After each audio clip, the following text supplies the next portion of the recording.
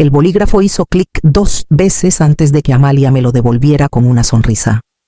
El vendedor, amable pero apurado, revisó los formularios. Solo para confirmar, ¿a nombre de quién ponemos el título? Amalia no dudó. Solo a mí. Ella solo está aquí para pagar. La sala no se quedó en silencio, pero algo dentro de mí sí. El hombre asintió sin siquiera mirarme. Yo estaba detrás de ella, como una sombra sin preguntas, sin nombre, sin ningún papel, más que el que ella me dio. Mi mano apretó el bolso con fuerza. Había firmado el cheque 3 días antes. Amalia insistió en que transferir el dinero directamente haría las cosas más fáciles. Ella eligió el color, las especificaciones, las llantas con detalles cromados. Me repetí que era su vida, su sueño, su momento. Lo había dicho tantas veces que se convirtió en una plegaria en la que ya no sabía si creía. Entonces se giró hacia mí con una sonrisa amplia, orgullosa. «Está perfecto, ¿verdad?». Asentí. Las llaves se colocaron sobre el mostrador.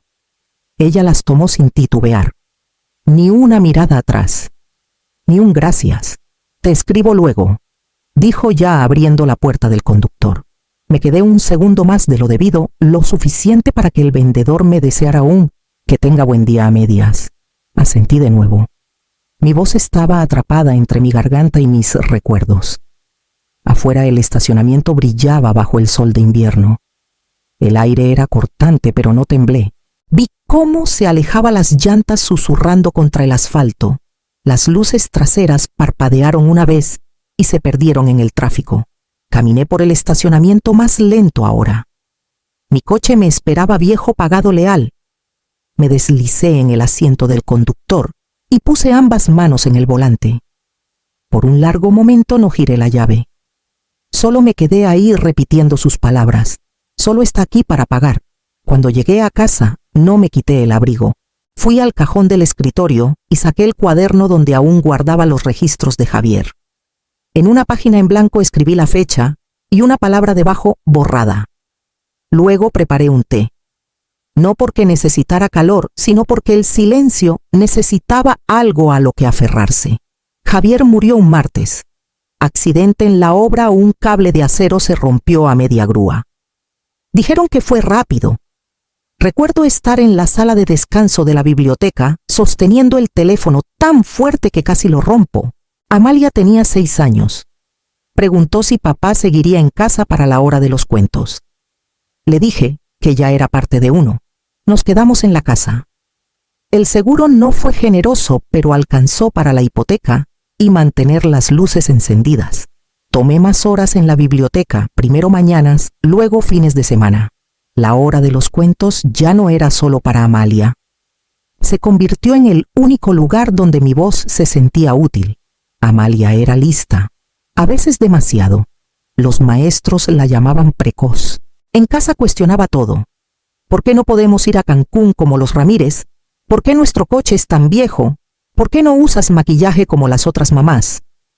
Yo me reía. Porque nos gustan los libros y los desayunos de cena, decía. No le gustaba que le dijeran que no.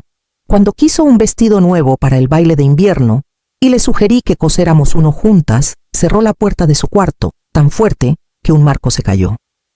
Lo atribuí al duelo, a la adolescencia, a la pasión. Me dije que la ambición en las niñas se veía desordenada. Me dije que estaba criando a alguien fuerte. Lo que no le conté a nadie, ni siquiera a los padres de Javier, fue cuánto sentía que era más una empleada que una madre. Sebastián Torres apareció 6 meses después del funeral. Él y Javier habían jugado fútbol juntos en la secundaria. Él estudió leyes, abrió un pequeño despacho en el pueblo. Llegó con un guisado y una oferta. Si necesitas ayuda, aunque sea solo alguien que escuche, le agradecí, pero no lo llamé. No quería lástima ni rescates. Quería ser la clase de mujer a la que Amalia pudiera señalar y decir, lo hizo sola. Y lo hice. Cada feria de ciencias, cada práctica hasta la medianoche, cada almuerzo que me salté para pagar sus clases de violín. Ella nunca tuvo que pedir 2 veces. Y en algún momento dejé de pedir cualquier cosa. Esa noche, después de la agencia, saqué el viejo abrigo de Javier del armario trasero. Metí la mano en el bolsillo, medio esperando encontrar alguna nota olvidada. Solo había un recibo de un restaurante fechado 3 semanas antes de que muriera. En una esquina, Javier había garabateado comprarle a Marina el té bueno. A la mañana siguiente lo hice. Todo empezó con galletas de azúcar. Amalia llegó sin avisar una semana antes de Navidad, con los brazos llenos de bolsas de supermercado y una botella de vino que sabía que me gustaba. Pensé que podíamos hornear como antes, dijo ya, sacando harina y canela. Seguí el juego. Amasamos, nos reímos de cómo aún no podía romper un huevo sin ensuciar.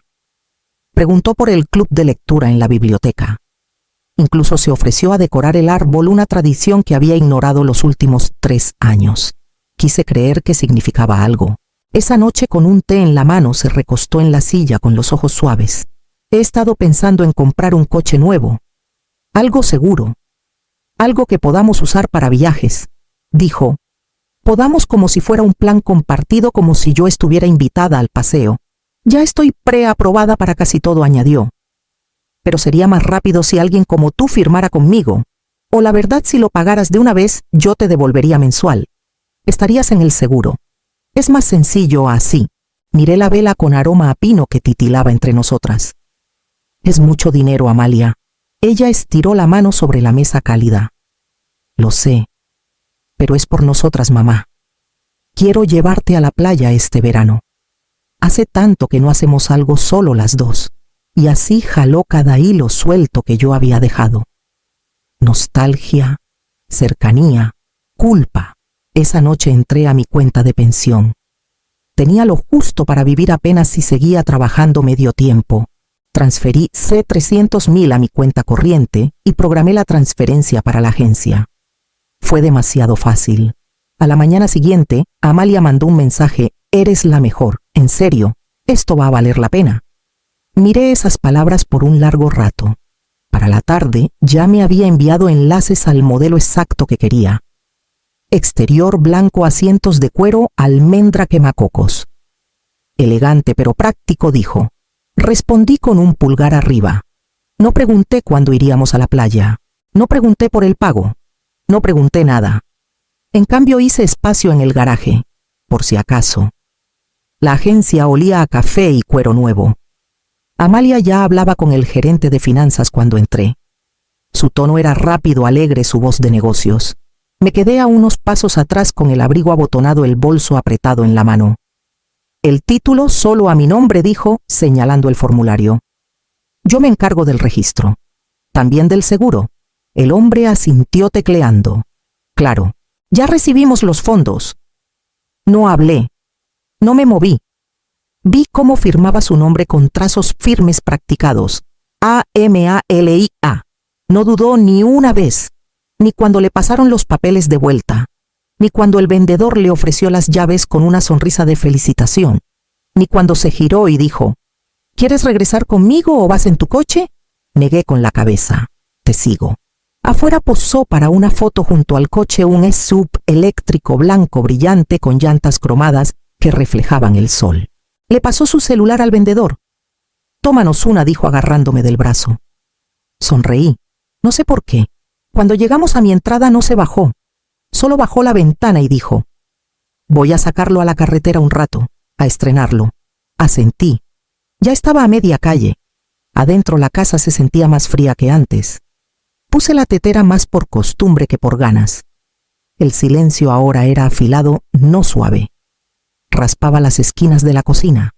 Mi celular vibró. Un mensaje de Amalia: gracias de nuevo. ¿De verdad saliste al quite? Sin corazones, sin mención de viajes a la playa, sin invitación, solo un recibo en forma de frase. Abrí el cajón donde aún estaba el cuaderno de Javier.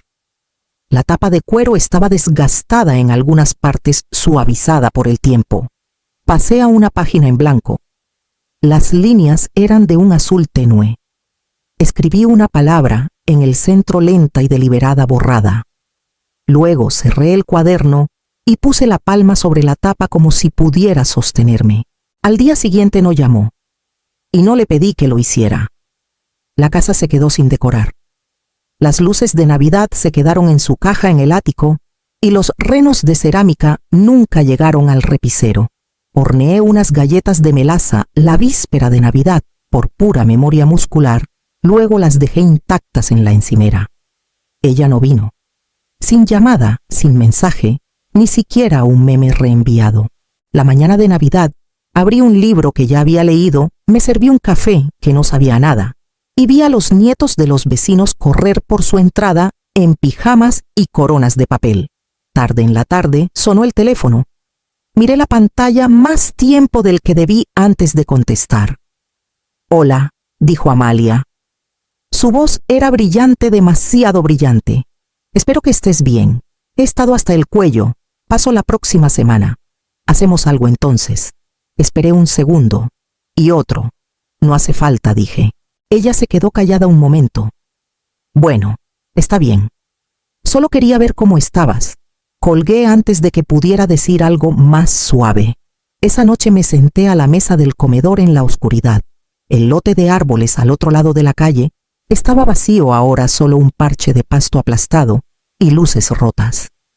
Abrí mi laptop y miré el cursor parpadeando en la barra de búsqueda. Tecleé despacio recuperación de activos, abuso financiero, Adultos México. Los primeros enlaces parecían estafas, pero luego encontré uno que parecía real oficial, letra pequeña, tono formal. Leí página tras página de términos que no entendía del todo, pero una frase me atrapó: influencia indebida de un familiar. La leí 2 veces. Luego copié el número al final de la página y lo guardé en el cuaderno de Javier. No como un plan. Todavía no. Solo como un recordatorio. Que tal vez no estaba loca. Que tal vez no estaba sola. A la mañana siguiente me paré en la puerta con mi café y vi cómo la nieve comenzaba a derretirse en los setos. Y me di cuenta, ya había comenzado la parte que nunca esperaron. La parte en la que dejo de esperar. No había hablado con Sebastián Torres en años, pero aún tenía su número escrito en la última página de mi libreta de direcciones, detrás de una postal desvaída del memorial de Javier. Cuando lo llamé, contestó al segundo timbre. Marina Calderón, dijo con una voz más firme de lo que recordaba. ¿Cuánto tiempo? Vino al día siguiente. La misma presencia tranquila, el mismo abrigo de lana oscuro. Un poco más de canas en las sienes, un poco más de quietud en los ojos. Trajo panecillos de limón de esa panadería en la calle Tercera, la que siempre le gustaba a Javier. Nos sentamos a la mesa de la cocina sin rodeos. Deslicé el estado de cuenta sobre la madera y esperé. Lo leyó despacio. Luego levantó la vista. «Cuéntame qué pasó». Fui directa. La visita de Navidad, la petición, la transferencia, la agencia, sus palabras, la foto, su silencio. No lloré. Cuando terminé, se recostó en la silla con los dedos entrelazados. La ley en México reconoce la explotación financiera cuando hay manipulación, sobre todo si viene de un familiar. Si te hicieron creer que el coche sería compartido o que los fondos serían para ambas, no lo dijeron en voz alta, dije bajito, pero estaba claro.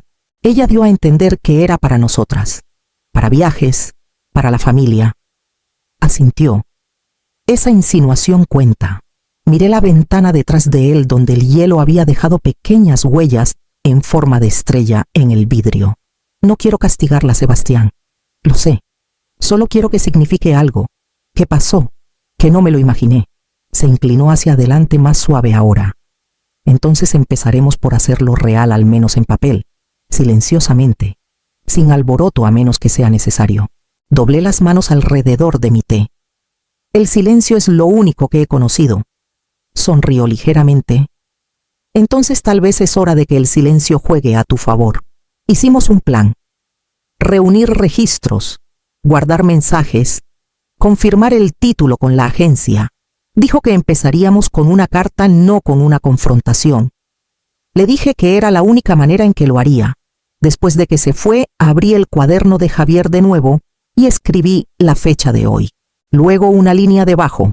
Lo de las mujeres calladas es que nadie las ve venir. Pasaron 2 semanas lentas y deliberadas. Sebastián reunió documentos, imprimió capturas de pantalla, organizó correos. Nos reunimos en lugares tranquilos, mi cocina, su oficina. La mesa del rincón en una panadería sin música. No se sentía como preparar una pelea. Se sentía como trazar una línea con ambas manos. La mañana que le pedí que me llevara a dar una vuelta, no lo cuestionó. Solo asintió y dijo: 10 minutos. Llevé mi abrigo más viejo, el de lana azul con el forro desgastado. En el bolsillo guardé mi anillo de bodas. No lo había usado desde el último año de Amalia en la secundaria, cuando me dijo que debía vestirme como alguien que aún quería cosas. Conducimos sin música. El SUV arrendado a nombre del despacho se movía como un susurro por las calles frías. Sebastián giró solo una vez. Lista, lo más que puedo estar, lo dije. La casa de Amalia estaba en una calle angosta con árboles jóvenes y buzones caros. Nos estacionamos en la acera. Debió escuchar el motor porque la puerta se abrió antes de que siquiera bajáramos. Salió en pants de yoga y una sudadera con el pelo recogido en un chongo suelto. Su celular en la mano. Se quedó helada al verme bajar del asiento del copiloto. Sus cejas se alzaron. Mamá Sebastián rodeó el vehículo tranquilo como siempre. Llevaba un sobre manila sencillo. Amalia Guzmán dijo con voz pareja formal: se te notifica formalmente sobre una demanda de restitución financiera y posible fraude relacionado con la transacción del 23 de diciembre y la compra mal representada de este vehículo. Ella lo miró luego a mí. ¿Trajiste un abogado a mi casa?, preguntó con una voz que era mitad risa, mitad amenaza. No dije nada. Solo me quedé ahí con el abrigo abotonado, las palmas metidas en las mangas. Cualquier contacto adicional debe ser a través de un abogado, añadió Sebastián, ofreciendo el sobre. No lo tomó. Él lo dejó en el escalón de arriba. Siempre tan dramática, murmuró ella. Me giré para irme. Y esta vez no miré atrás. Conducimos en silencio. En el semáforo Sebastián me miró. Lo hiciste bien. Asentí. Mis manos estaban firmes en mi regazo. Esa tarde, cuando llegué a casa, saqué un sobre del buzón, una tarjeta de cumpleaños de Amalia enviada antes de que nos viera. Dentro decía: espero que estés bien, luego nos ponemos al día. La guardé en un cajón etiquetado no devuelto y regresé a la cocina donde la tetera empezaba a hervir. La audiencia fue programada para un jueves por la mañana. Sebastián ofreció recogerme, pero manejé sola. Necesitaba llegar en mis propios términos. Amalia no vino. Su abogado envió un breve comunicado diciendo que ella declinó participar en un proceso adversarial. El juez lo miró luego, lo dejó a un lado sin comentario. El resto fue rápido. Sebastián presentó los registros, el estado de cuenta, la confirmación de la agencia de que el vehículo estaba registrado solo a nombre de Amalia. Los mensajes. Nunca alzó la voz. No tuvo que hacerlo. Los hechos hablaron por sí mismos. Al final de la hora, el juez otorgó la restitución total de los 300.000 y ordenó una investigación formal por explotación financiera. Hubo mención de congelar herencias y registros de protección.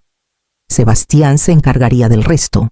Cuando salí del edificio, el cielo estaba gris, pero seco. No sentí alivio.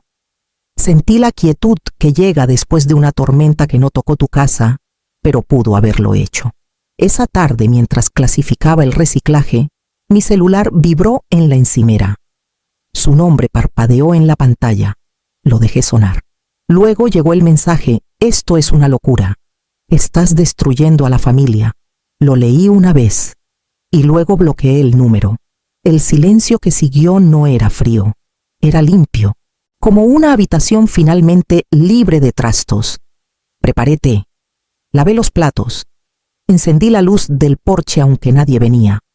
Y cuando me senté esa noche con el cuaderno de Javier en mi regazo, no escribí nada. Solo pasé la mano por la tapa y pensé no en ella, sino en mí. En cómo el silencio puede ser no solo una ausencia, sino una línea que trazas. Una semana después, regresé a la biblioteca y colgué un volante en el tablero de anuncios del personal Límites Financieros para Cuidadores Adultos.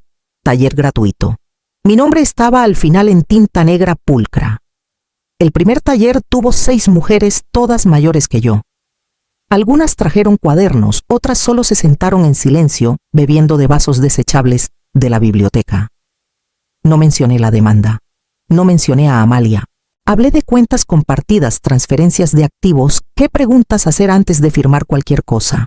Una mujer preguntó, ¿y si es tu propio hijo? No me inmuté. Sigue siendo tu dinero, dije. ¿Y tu nombre importa? Asintieron. Lentamente, pero lo hicieron. Me quedé después para ayudar a una de ellas a escanear sus estados de cuenta. Me dijo que su hija la llamó paranoica por hacer demasiadas preguntas. No di consejos. Solo le mostré cómo guardar el número de la línea contra fraudes en su celular. Pasaron semanas. Vinieron más mujeres. Algunas pidieron ayuda, otras solo escucharon. Una vez llevé panecillos de limón recordando cómo Sebastián había hecho lo mismo por mí. En mi cumpleaños en abril llegó una tarjeta en un sobre blanco sencillo, sin dirección de remitente, pero la letra era de ella. Dentro, sin rencores, subrayado 2 veces, la miré un rato. No estaba enojada, no estaba triste, solo consciente. La guardé en el cajón del pasillo, el que había renombrado meses atrás. No devuelto. Luego salí al patio trasero y corté lilas del arbusto que Javier plantó el año antes de que naciera Amalia. Las flores llegaron tarde ese año, pero llegaron. Y esa noche, cuando Sebastián llamó para decir que el cheque final había sido depositado, no lloré. Solo preparé té y añadí su nombre a la lista de agradecimientos en la parte trasera de mi cuaderno, justo debajo del de Javier. Sebastián pasó un domingo por la mañana sin avisar, pero no inoportuno. Extendió una caja negra pequeña, no envuelta, solo práctica. Sé que no lo pediste, dijo, pero lo mereces. Dentro había una sola llave de coche. Nada lujoso, sin listón, sin discurso, solo una llave de metal con una etiqueta que decía para M. Calderón, propietaria registrada. Alcé una ceja. Dije que no más compras grandes. Sonrió. Es usado en buen estado, seguro, silencioso, como alguien que conozco. Sostuve la llave en mi palma más tiempo del necesario. No estaba pensando en el coche, estaba pensando en el nombre. No solo escrito ahí, sino honrado. Mío. No se quedó mucho. Tomó su café, me contó sobre la graduación de su sobrina, luego se fue con la promesa de venir al próximo taller. Después de que se fue, salí al camino de entrada. El coche estaba estacionado cuidadosamente en la acera gris, modesto, sólido, sin alboroto. Lo abrí. Me senté en el asiento del conductor. Pasé los dedos por el volante. Olía a cedro y aire limpio, no porque fuera nuevo, sino porque por primera vez en mucho tiempo, nada dentro de él estaba prestado. Planté los campanillas a principios de mayo, justo cuando la tierra estaba lo suficientemente cálida para recibirlas. Javier solía decir que eran flores modestas, silenciosas, como una música que no notas hasta que se va. Ahora bordeaban la cerca, una fila suave de color que se extendía por el borde del patio. No marqué el lugar ni tomé una foto.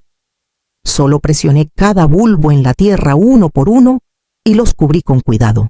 Adentro, en el segundo estante de la librera, guardé una carpeta azul delgada.